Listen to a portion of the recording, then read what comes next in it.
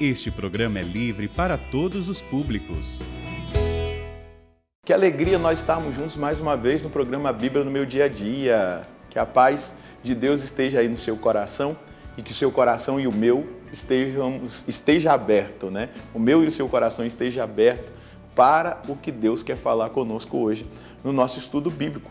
E para isso, para que nós compreendamos a voz de Deus que nos fala, vamos suplicar que o Espírito Santo nos conduza no nosso estudo bíblico de hoje. Em nome do Pai, do Filho e do Espírito Santo. Amém.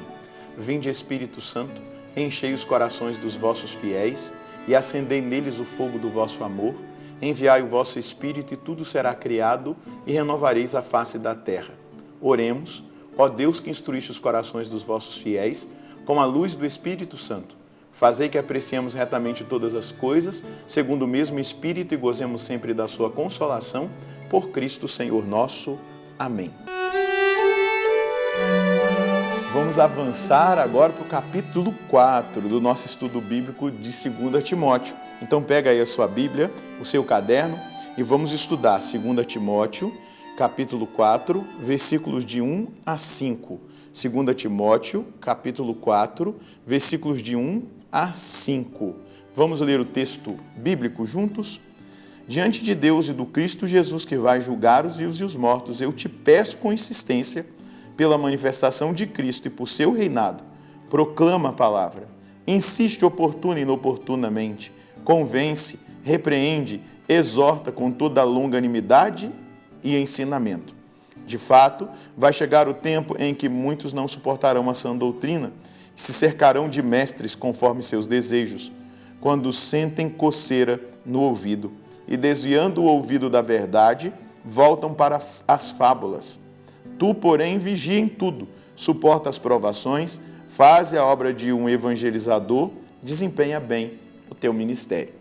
Vamos recordar que a carta de Timóteo é uma carta pastoral, a segunda carta de Timóteo. Então, Paulo está instruindo Timóteo, que é bispo, que está em Éfeso, né, cuidando daquela igreja, como ele deve caminhar, como ele deve fazer, como ele deve viver. Mas nós precisamos perceber aqui coisas importantes que o apóstolo indica a Timóteo. A primeira coisa é a consciência de que nós seremos julgados diante de Deus e do Cristo Jesus, que vai julgar os vivos e os mortos. Deus vai julgar. O julgamento, ele precisa ser para nós, o juízo de Deus, ele precisa ser para nós uma boa notícia para a nossa consciência. E se nós vamos ser julgados, a boa notícia é, nós vamos ser julgados e estamos sendo avisados que seremos julgados, a nossa consciência, sabendo disso, ela vai ser direcionada para o correto, o que é verdadeiro, o que é justo, o que é santo. Depois ele vai dizer, eu te peço com insistência, pela manifestação de Cristo e por seu reinado. E aí, Paulo faz um apelo a Timóteo. Eu imagino que Timóteo deve ter vivido muitas tribulações, perseguições, sofrimentos à frente da igreja de Éfeso. Até pela idade que ele tinha, né, jovem, e estava ali naquele auge do ministério e diante de rejeições, de perseguições, de calúnias, difamações. Paulo diz para ele, não desanima. E aí ele vai falar o que ele quer que ele faça. Proclama a palavra. Não deixe de proclamar a palavra. Não deixe de buscar esse caminho da palavra. É o caminho da palavra que vai gerar aquilo que os seus filhos espirituais, aqueles que você está pastoreando, mas também aqueles que não estão, né, na palavra, eles possam ser transformados. Dia após dia. Depois ele vai dizer, insiste oportuna e inoportunamente. Não perca tempo. Em qualquer momento seja insistente. Convence, repreende, exorta com toda a longanimidade e ensinamento, com toda a paciência em esperar o tempo de Deus na vida da pessoa. Aí ele vai continuar. De fato, vai chegar um tempo em que muitos não suportarão a sã doutrina e se cercarão de mestres conforme seus desejos, quando sentem coceira no ouvido e desviando o ouvido da verdade, voltam para as fábulas. Gente, A gente poderia circular esse versículo 3 aqui, porque é exatamente o que tem acontecido no nosso tempo. Já no tempo de Timóteo, isso estava acontecendo. Mas no nosso tempo, de uma forma muito concreta, diante das ideologias, diante de muita contaminação que até entra na teologia, na forma de ensino, em tantos desvios que nós temos percebido, as pessoas estão dessa forma, não suportam mais a sã doutrina. Se você vai para o campo da moral, e se você vai falar da castidade, por exemplo, é pecado mortal o sexo fora do casamento. É pecado mortal o adultério. É pecado mortal ficar assistindo, por exemplo, pornografia na internet. É pecado mortal que nos separa da comunhão com Deus. A prática sexual dentro daquilo que vai contra a natureza humana é pecado mortal. As pessoas hoje não suportam a sã doutrina. Elas não suportam, elas querem fazer a sua própria vontade. Seja feliz, faz tudo que você quiser. É pecado o roubo, é pecado a corrupção, é pecado a mentira. Aqui eu poderia elencar. Vamos falar da doutrina moral, mas vamos olhar para os dogmas também, os dogmas marianos, os dogmas cristológicos, os dogmas eclesiais sobre a igreja. As pessoas hoje não suportam. Por exemplo, todo mundo acha toda religião é boa, está tudo legal, então não tem problema ir aqui ou acolá, ir também na missa. Gente, as pessoas não suportam mais a sã doutrina. Elas estão se cercando de mestres conforme os seus desejos. A gente precisa observar isso. Às vezes a gente vai procurando ouvir aquilo que agrada os nossos desejos, as nossas paixões. Isso não pode acontecer conosco. Nós não podemos nos deixar envolver por um sentimentalismo, mas pela palavra que exorta, que corrige, que educa, pela palavra que nos desinstala. Essa é a palavra de Deus, a sã doutrina. Então ele está dizendo aqui, de fato vai chegar o tempo, e eu vou dizer para você, de fato chegou o tempo em que muitos não suportam a sã doutrina e se cercam de mestres conforme os seus desejos, quando sentem coceira no ouvido. E desviando o ouvido da verdade, se voltam para as fábulas, se voltam para as ilusões, para as mentiras, para as coisas que não existem de verdade.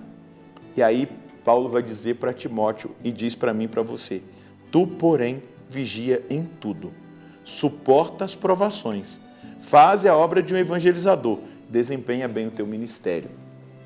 Vigia em tudo. Essa palavra precisa ser uma repetição constante na nossa mente, no nosso coração, nas nossas escolhas. Padre Roger, vigie em tudo, não dê bobeira. Padre Roger, não fique ouvindo fábulas, não fique ouvindo pessoas mentirosas, não se encante por falsas doutrinas, por coisas que até parecem muito lógicas. Padre Roger, não aceite a doutrinação da nova ordem mundial, não aceite aquilo que é muitas vezes a doutrinação das TVs, dos meios poderosos de comunicação, das produções cinematográficas. Padre Roger, vigie em tudo, suporta as provações. Seja fiel, permaneça fiel. E eu estou falando o meu nome porque eu não sei dizer o seu, mas vigie em tudo. Aceite a sã doutrina da salvação. Não acolha aquilo que não vem de nosso Senhor. Não acolha aquilo que não vem da palavra. Não acolha aquilo que não vem da graça de Deus. Não acolha aquilo que não vem da verdade. Fique com a verdade. Permaneça com a verdade. Escolha a verdade. Escolha a palavra. E deixa eu dizer para você, aproveite. Seja um evangelizador. Você que tem redes sociais, use das suas redes sociais, não para ficar postando coisa que não tem nada a ver, que não edifica, ou expondo a sua vida. Meu Deus do céu, não existe mais privacidade, a pessoa tem que postar tudo da vida dela. Posta as coisas que edificam, coloca Deus nas suas redes sociais, coloca um versículo bíblico, um pensamento de um santo, algo do catecismo da igreja que vai edificar alguém. Utiliza ali aquilo que você tem como instrumento lá no WhatsApp, nos stories, coloca lá uma palavra, uma imagem que edifica, que abençoe. Faz um trabalho de um evangelizador. Vai na sua paróquia e se ofereça para ser catequista. Estude a Bíblia, como nós estamos estudando, estude o catecismo, conheça a doutrina da igreja, para que você ajude as pessoas que estão sendo assediadas. E muitas vezes por causa do emocionalismo, por causa das realidades, das paixões da carne, elas acabam se cercando de mestres conforme os seus desejos. Forme as pessoas para as virtudes. Ensina o caminho das virtudes. Comece pela sua casa. Seja um evangelizador dentro da sua casa. Ah, padre, é muito difícil. Insista.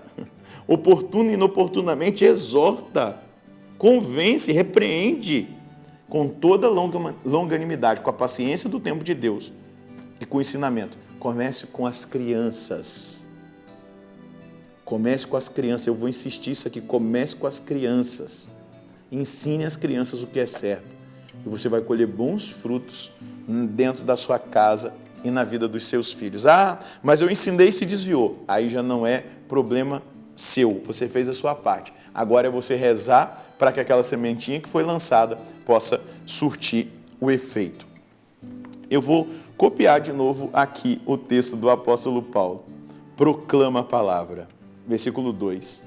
Insiste oportuna e inoportunamente.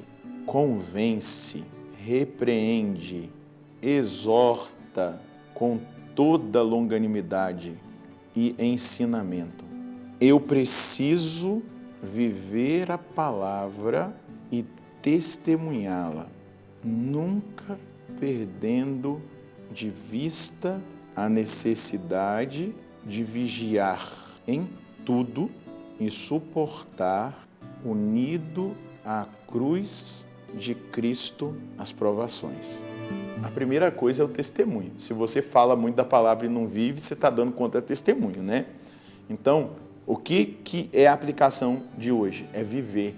É que a minha vida seja uma grande pregação, uma linda pregação. Que a palavra seja vivida por mim. Porque se eu exorto, se eu repreendo, se eu educo, se eu ensino e não vivo, eu dou conta de testemunho. Então, a primeira coisa que nós precisamos colher para depois fazer acontecer aquilo que hoje nós estudamos é viver a palavra, encarnar a palavra, é dar testemunho de que nós somos o povo da palavra, instruído pela palavra, que vive a sabedoria da palavra e que se deixa conduzir pela palavra de Deus. Vamos rezar? Senhor, a sua palavra é viva, eficaz, ela é mais penetrante que uma espada de 2 gumes, capaz de separar medulas, articulações, alma e espírito. E diante da sua presença, eu quero me colocar inteiramente disponível ao Senhor, à sua santa vontade, para que essa palavra conduza cada passo da minha vida, mas para que eu também não desista daqueles que o Senhor me confiou. Eu quero me colocar a serviço dessa palavra, mas eu quero que essa palavra seja tão encarnada na minha vida que a minha forma de viver seja uma pregação, um ensino. Mas me conceda a graça, Senhor, de fechar os meus ouvidos para as fábulas, de não aceitar aquilo que alimenta as paixões do meu coração, as paixões carnais, mas de absorver a sã doutrina. Ela é sã porque ela me cura, Jesus. Me cura das imperfeições, me cura do pecado, me liberta dos vícios, me educa nas virtudes. Então me ajuda, pelo dom do seu Espírito, a viver esse projeto do Senhor para mim. O Senhor, além de me educar na palavra, além de me corrigir, além de me indicar o caminho e de me mostrar o cuidado da vigilância e do suporte, do suportar as provações, o Senhor me indica também o caminho, o chamado a ser um evangelizador. Eis-me aqui, eu quero seguir os seus passos e eu quero fazer a sua santa vontade. Muito obrigado, nosso Senhor e nosso Deus. Meu irmão, minha irmã, o que nós precisamos fazer é exatamente isso. Absorver, viver a palavra, ensiná-la. Não desistir de ninguém, mas entender que nós estamos num tempo difícil, onde as pessoas rejeitam a sã doutrina e se apegam a fábulas que alimentam ali os seus sentimentos, as suas paixões. Vigiar, suportar as provações, mas também fazer o papel de um evangelizador, a começar pelo testemunho pessoal de vida. Deus encoraje você, que Ele abençoe você e a sua família e nós nos encontraremos no próximo programa, se Deus quiser, no nome do Pai, do Filho e do Espírito Santo. Amém.